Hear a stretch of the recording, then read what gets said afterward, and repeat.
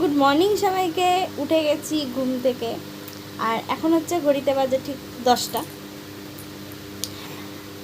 ঘুমোতে তো কেউ দেয় না, এখানে এসেও আমাকে বাড়িতেও সকাল 6টায় উঠতে হয়, এখানেও আমাকে টেনে টেনে তুলে দিয়েছে এরা সবাই মিলে ঘুম থেকে।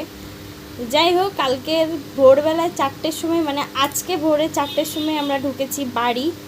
কালকে আমাদের শিয়ালদা থেকে ট্রেনটা হয়ে গেছিলো মিস, ধরতে পারিনি। যাই হোক, আমরা নিজেরাও লেট গাড়ি।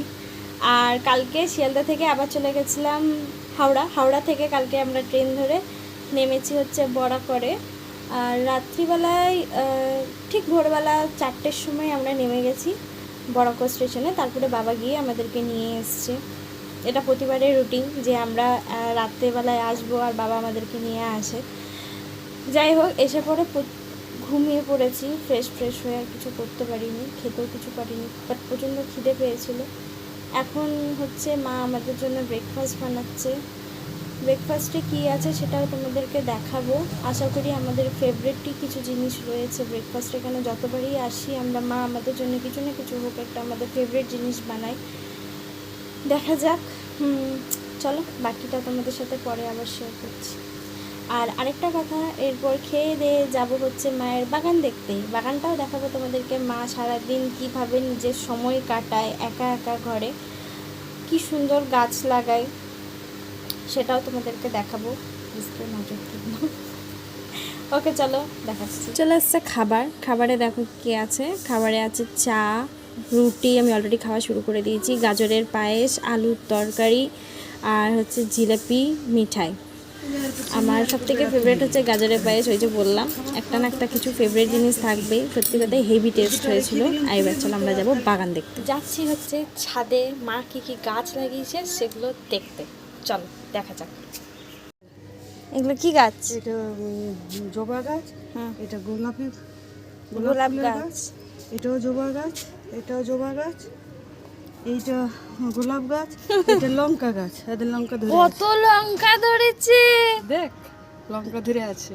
বাহ, এটা কি কাশ্মীরি লঙ্কা মনে হয়, এটা মনে হ্যাঁ, কত লঙ্কা ধরেছে। এরকম শো গাছ বটে এগুলো।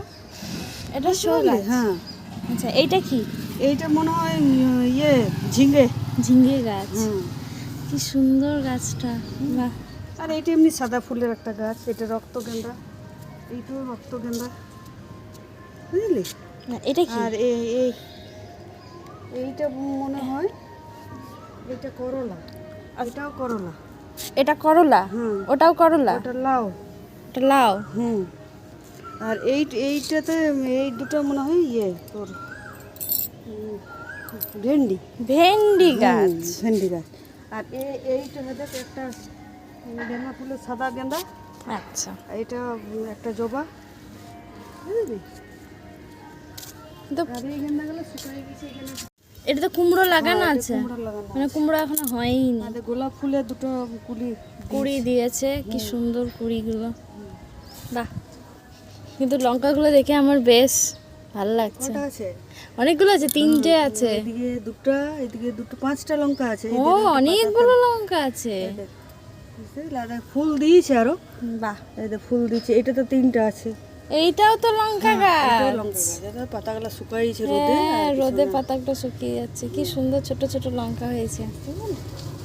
এই জবাগুলো সব নিয়ে এসেছি সেদিন। এটা কি সবজি লাগানো সার নাকি? কই দেখি সারটা বের কর। দেখ সারটা, সারটা কেমন সাবুদানার মতো। আরো 2 কোটা রাখা আছে। এই সারটা কিভাবে দেয়? এইটা দিলি তুই মনে কর 1 সপ্তাহ দিলি তো, 1 সপ্তাহ দিবার পরে আরেক সপ্তাহ পর দিবি।